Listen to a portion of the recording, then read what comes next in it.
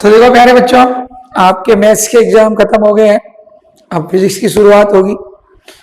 अब फिजिक्स वैसे आपको पूरा पढ़ाई दिया है सब कुछ, फिर भी बच्चों को उम्मीद होती है कि भाई एग्जाम के टाइम सर हमारी हेल्प करेंगे, हमें इम्पोर्टेंट बताएंगे।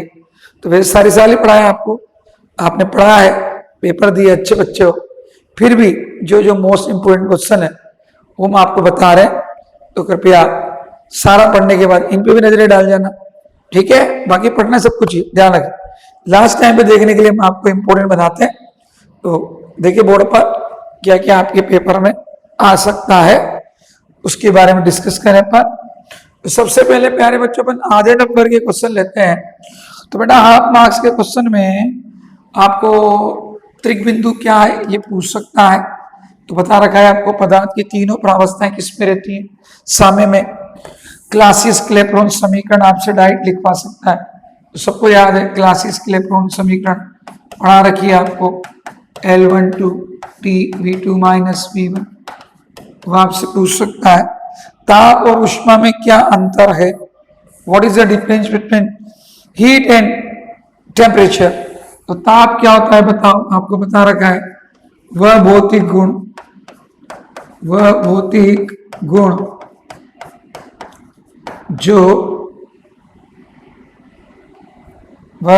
गुण जो निकाय की उष्णता का मापक होता है, उष्णता का मापक होता है। क्या कहलाता है बेटा, ताप कहलाता है।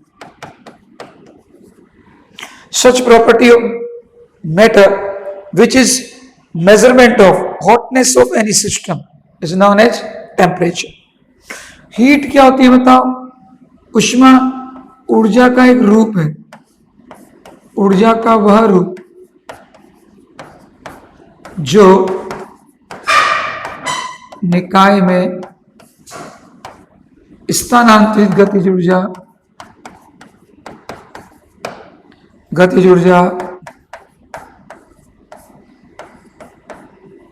घूर्णन गतिज ऊर्जा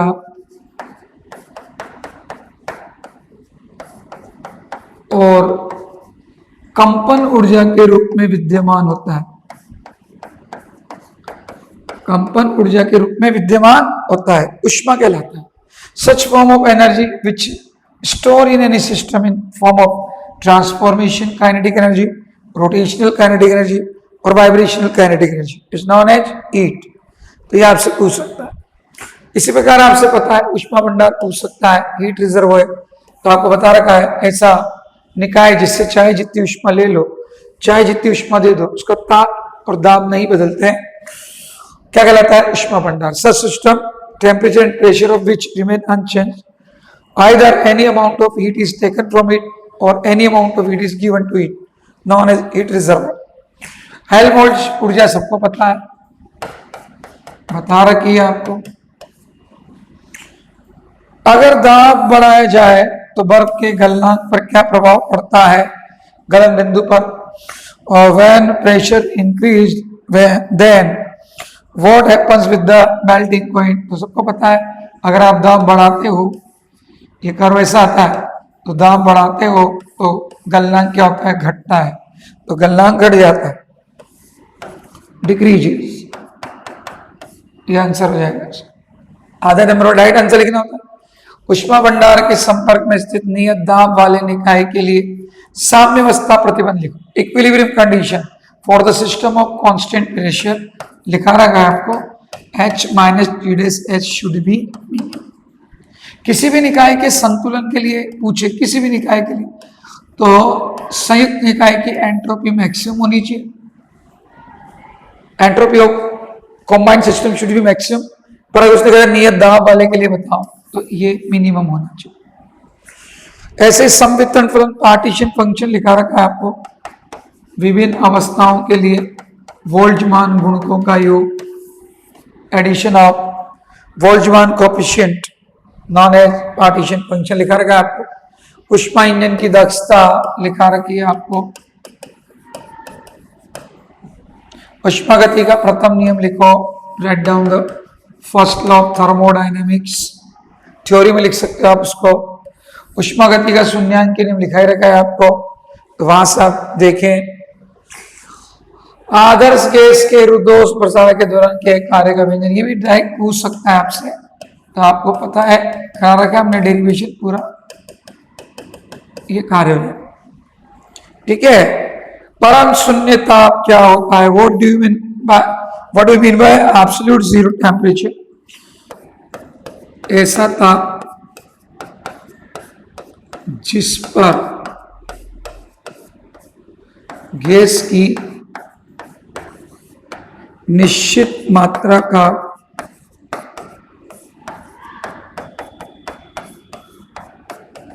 दाब शून्य हो जाता है।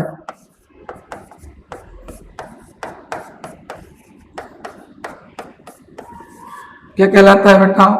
परम ताप। Such temperature at which the pressure of certain amount of gas become equals to zero, known as absolute zero temperature। तो ये भी आपसे पूछ सकता है, इंपॉर्टेंट है। अति तरलता आपसे पूछ सकता है, सबको पता है। हीलियम सेकेंड की प्रॉपर्टी लिखा रखी है मैंने, सुपर फ्लूइडिटी। व्युत्क्रमण ताप आपको लिखा रखा है, इन्वर्जन टेम्परेचर, वह ताप जिस पर वास्तविक गैस का व्यवहार आदर्श गैस के तुल्य हो जाता है। Such temperature H with the behaviour of real gas become equal to ideal gas. Helium first second में बहुत सारे अंतर लिखा रखे हैं, हाफ मार्क्स में आए कोई एक अंतर लिख देना, बहुत सारे लिखा है मैंने आपको। ननस पुष्पा प्रमेय लिखा रखी है आपको, यह आ सकती है। कला निर्देशांक, कला बिंदु आपको लिखा रखे हैं 6D स्पेस है, जिसमें 6 कोऑर्डिनेट होते हैं। स्वतंत्रता की कोटि आपको लिखा रखी है, यह आपको हाफ मार्क्स में पूछ सकता है। सर्वाधिक प्रसंभावित चाल लिखा रखी है, वह चाल जिससे सर्वाधिक अणु गतिमान होते हैं। Such speed with which most of particle move, known as most probable speed. Micro canonical और कैनोनिकल असेंबल में अंतर क्या है?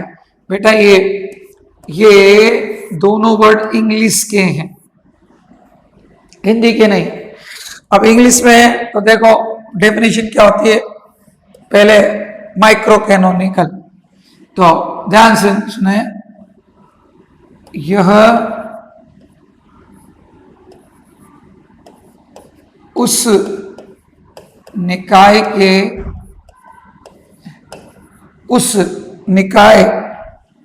के लिए प्रायिकता घनत्व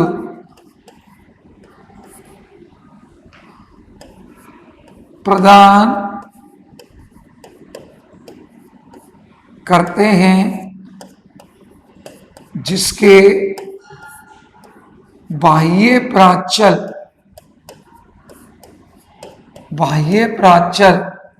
नियत रहते हैं। ठीक है, तो ये माइक्रो कैनोनिकल असेंबल क्या होता है?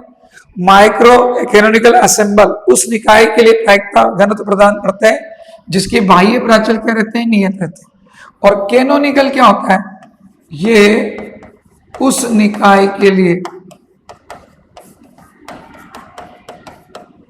प्रायिकता घनत्व प्रदान करते हैं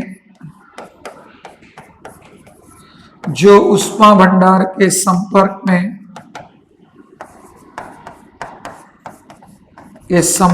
में वह साम्य में होता।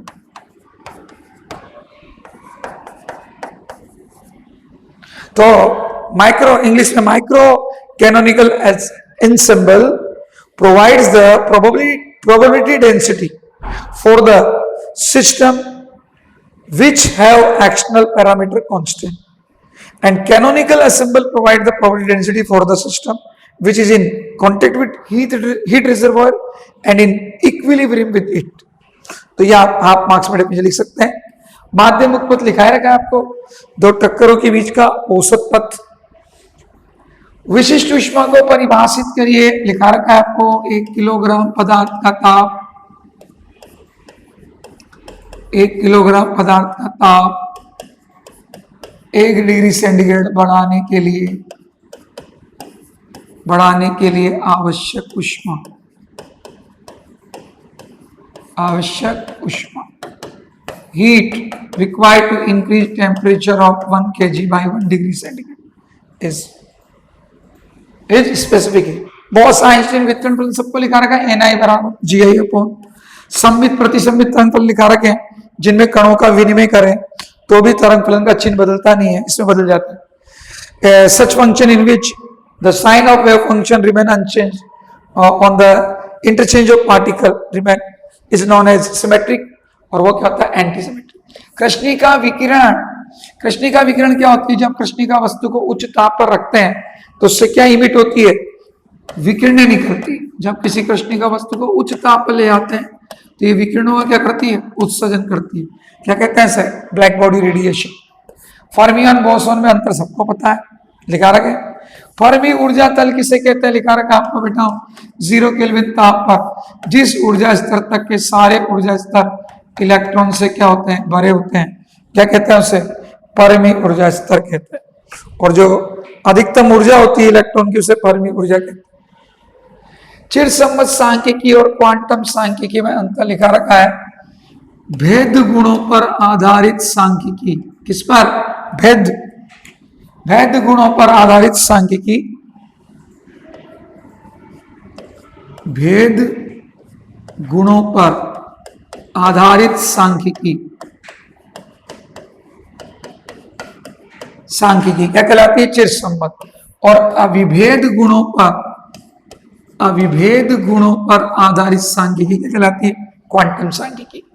Statics based on distinguish property is known as classical, and indistinguish property पे जो बेस्ड होती है वो क्वांटम।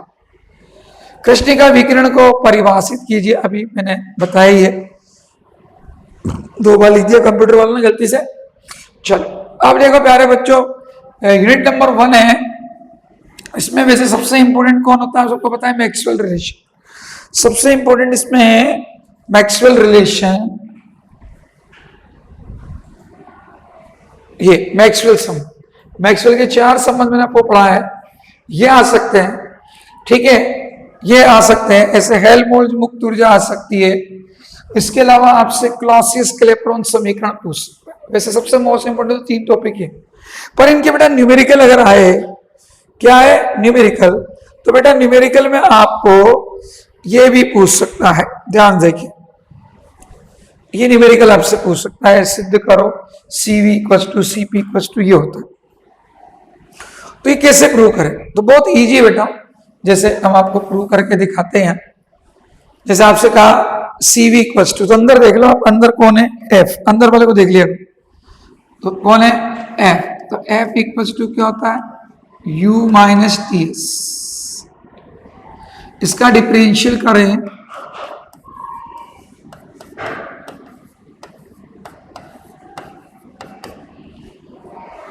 सबको पता है du बराबर क्या होता है? TdS - PD। सो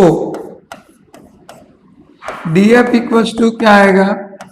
TdS - PdV TdS - SdT। TdS से TdS कट गया।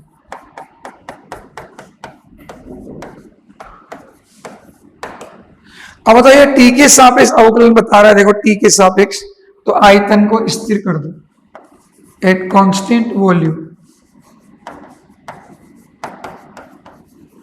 कांस्टेंट वॉल्यूम मतलब स्थिर आयतन। बोले स्थिर आयतन करते हैं 0 हो गया, dt नीचे आ जाएगा, तो ∂F/∂T = क्या बच जाएगा? -1। अब आप कुछ मत करो, ये S की वैल्यू उठा के यहां रख दो, या 1 में। बोलो समीकरण 1 में क्या था? U - TS था,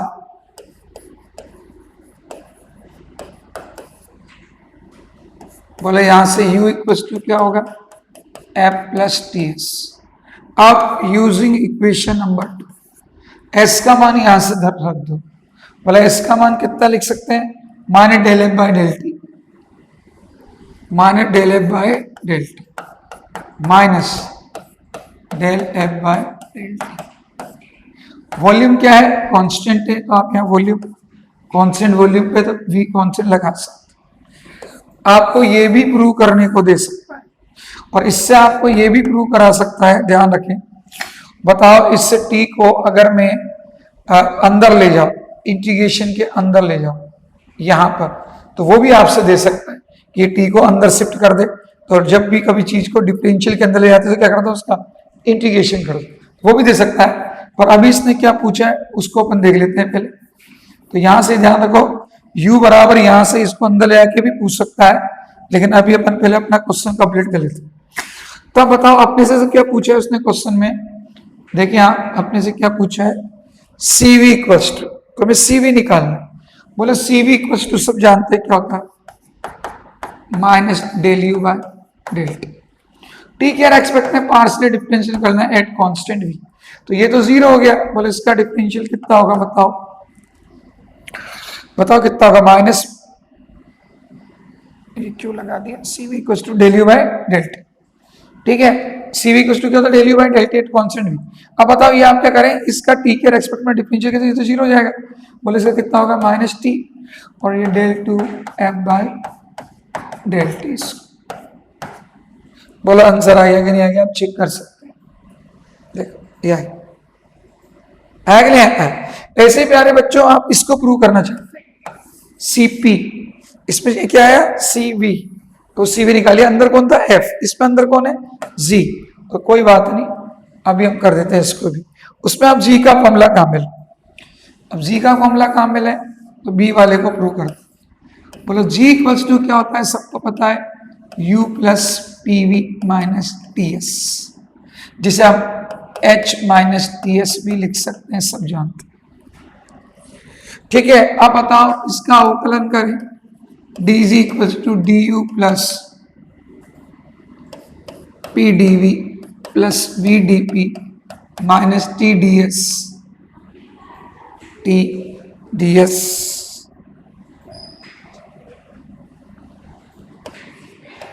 माइनस SDT, ये लिख सकते हैं डिफरेंशियल करें। अब बताओ चूंकि du बराबर क्या होता है, बताओ TDS माइनस PDV आता है। आप बताओ dg इक्वल्स टू क्या होता है, TDS माइनस PDV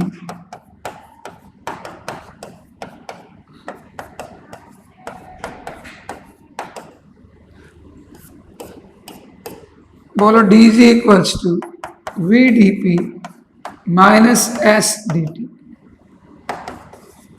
अब बताओ यहां पर दो दो आ रहे, अब बताओ इस वाले में क्या आ रहा था, जरा एक बार चेक करो। इस वाले में अपने पास v आ रहा था, v कांस्टेंट था, देखो v आ रहा था। इसमें अपने पास में है p, नहीं है p लिखना पड़ेगा, p आएगा।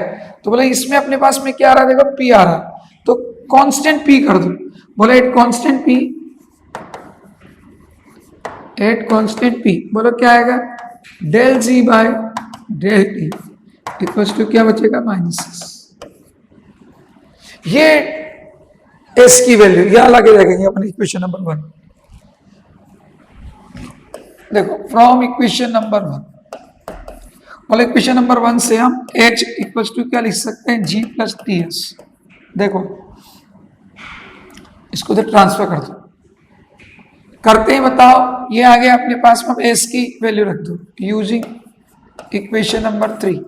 बोला इक्वेशन नंबर 3 में देखो जरा, सॉरी इक्वेशन नंबर 3 में देखो जरा, कहाँ है इक्वेशन नंबर 3, कहाँ है, ये रही इक्वेशन 3 में।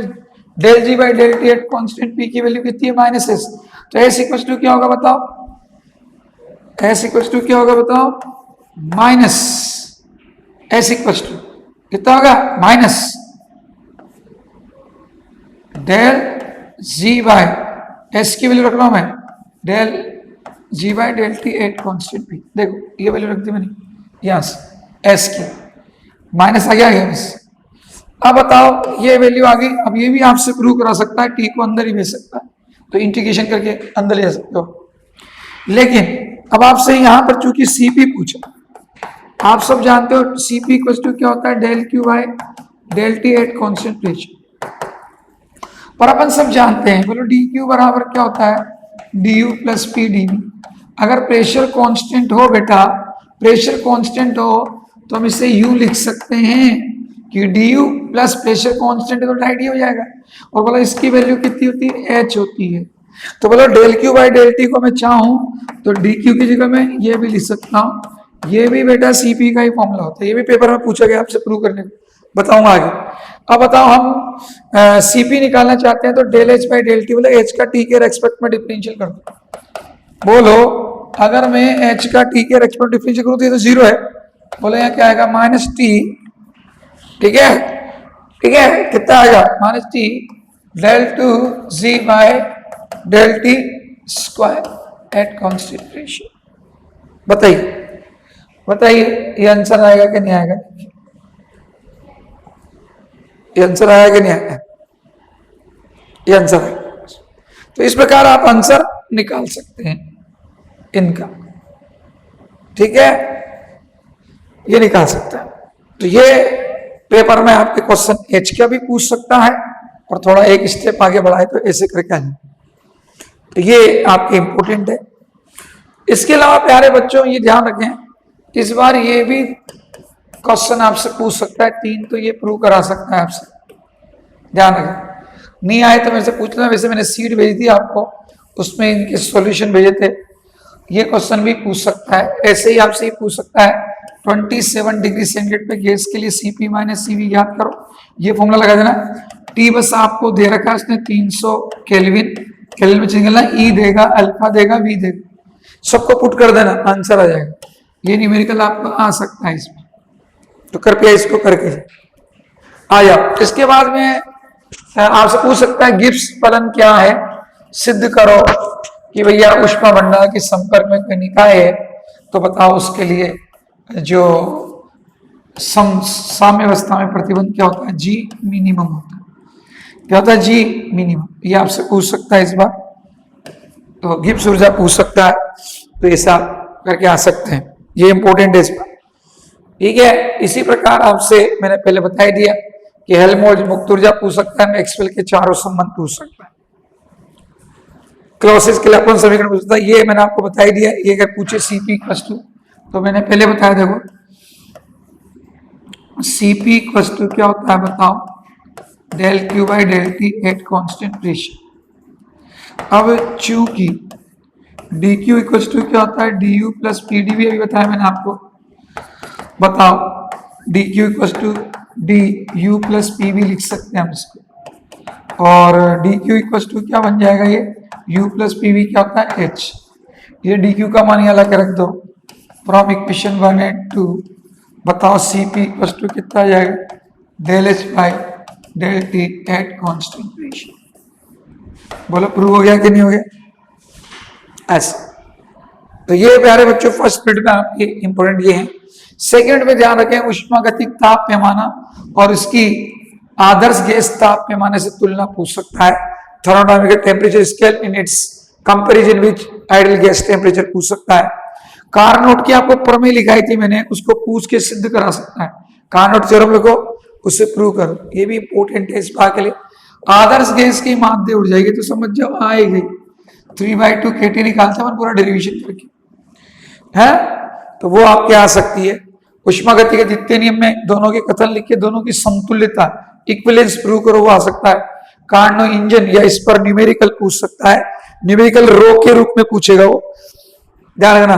तो न्यूमेरिकल ये जैसे आप पूछा गया, देखो आपको रो देगा, लिखा था ना रो के रूप में फॉर्मूला, तो आपको रो देगा कितना देगा, 5 गामा देगा और ईटा पूछेगा, तो मैंने आपको फॉर्मूला लिखवा रखा है रो के फॉर्म में, वो लगा देना, आंसर आ जाएगा। फिर भी नहीं आए तो मुझे बोल देना, अलग से मैं प्रॉब्लम लेके सोल्व करा दूंगा। ऐसे बताओ, ये भी बहुत इजी सा क्वेश्चन है। एक आविष्कार कहता है, एक आविष्कारक कहता है experimental in experimental event scientist claim that कि कार्नो इंजन की एफिशिएंसी कितनी 52% इंजन की एफिशिएंसी, और वो इंजन इसके बीच में कार्य कर रहा है। बताओ ये जो क्लेम है वो ट्रूथ है या फॉल्स है? तो अपन क्या करें, कुछ नहीं करें। बताओ आप ईटा का फॉर्मूला लगा, आपका काम है दक्षता निकालना, आप डरो मत। दक्षता तो सिंक का ताप कितना है 300 केल्विन, सोर्स का टेम्परेचर कितना है 600 केल्विन। केल्विन में चेंज कर लो, 273 जोड़ के बोले कितना आया 1 माइनस 1/2 1/2 परसेंटेज में चेंज करें तो कितना आया बताओ 50%। अब बताओ वो कह रहा है 52 है और बोला एक्चुअल एफिशिएंसी कितनी आ रही है अपने फॉर्मूले से 50, बोले इसके आसपास आ रही कि नहीं आ रही, तो बिल्कुल मतलब आसपास सत्य कह रहा है, ज्यादा झूठ नहीं बोल रहा है, तो कथन सत्य बोल रहा है। ऐसे यूनिट नंबर 3 में आपके जूल थॉमसन एक्सपेंशन या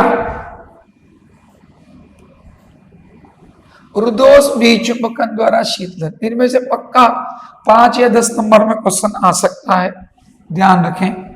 जूल थॉमसन एक्सपेंशन, इसमें प्रयोग भी पूछ सकता है आपसे, सरंद्रोट प्रयोग लिख के सिद्ध करो, ये पूछ सकता है। हीलियम फर्स्ट सेकंड की प्रॉपर्टी पूछ सकता है, ठीक है। और अगर आपको ये विधि नहीं दी तो आपको ये पूछ सकता है निम्न ताप पर टिप्पणी लिखो, write down the short note on production of low temperature. तो कुछ नहीं बेटा, 4 विधियां मैंने आपको पढ़ाई है, चारों को ब्रीफ में लिख देना, चारों को लिख देना, बस वही निम्न ताप पर लघु टिप्पणी कहलाती है। तो ये आ सकता है, ये न्यूमेरिकल आ सकता है, इसका मैंने आपको फॉर्मूला बताए रखा है, T2 इक्वल्स टू, है ना, पूरा रूढ़ में फॉर्मूला बता रखा है, तो वहां से T2 निकाल लो और T1 इसने दे रखा है, T2 माइनस T1 कर दो, चेंज इन टेम्परेचर आ जाएगा। सारी वैल्यू दे रखी है इसके अंदर, आप आराम से करें, आ जाएगा, ठीक है। ये मैंने जूल थॉमसन के अंदर ही आए थे, ये वंडरवॉल गैस के लिए, तो वो इंपॉर्टेंट है, तो इसको पढ़ जाना। ऐसे बताओ यूनिट नंबर 4 में चले, तो यूनिट नंबर 4 में बेटा या तो शांता गुणांक या उष्मा चालक, पक्का डेरिवेशन आएगा 5 मार्क्स के अंदर। ऐसे आपके मैक्सवेल का वेग वितरण नियम, मैक्सवेल्स वेलोसिटी डिस्ट्रीब्यूशन लो, इस पे एक न्यूमेरिकल पक्का 10 मार्क्स में या 5 मार्क्स में आ सकता है, ध्यान रखें, 5 में या 10 मार्क्स में क्वेश्चन पक्का आ सकता है इसमें, मैक्सवेल वेलोसिटी डिस्ट्रीब्यूशन लो, ठीक है। ऐसे आपको शॉर्ट में प्रायिकता और एंट्रोपी में संबंध पूछ सकता है, माध्यम उत्पत्ति का व्यंजक पूछ सकता है। ऐसे प्यारे बच्चों समविभाजन सिद्धांत, इसका अनुप्रयोग बताओ। न्यूमेरिकल में आपको इन दोनों की वर्ग माध्य मूल चाल, औसत चाल का आप रेशो पूछ सकता है, तो आपको पता है औसत चाल का फॉर्मूला भी आपको पता है और वर्ग माध्य मूल चाल का पता है, इनका अनुपात पूछ सकता है आपसे, तो ये ध्यान रखें, इसमें भी क्वेश्चन पूछ सकता है। ये देखो न्यूमेरिकल दे दिया इसने, वर्ग माध्य मूल चाल ज्ञात करो, h, तो क्या दिक्कत है, फॉर्मूला है √3kT, तो T की जगह लिख देना 300 केल्विन, m आपको पता ही है, ये दे रखा है इसने, दे रखा, तो आंसर आ जाएगा अपने पास, कोई दिक्कत वाली बात।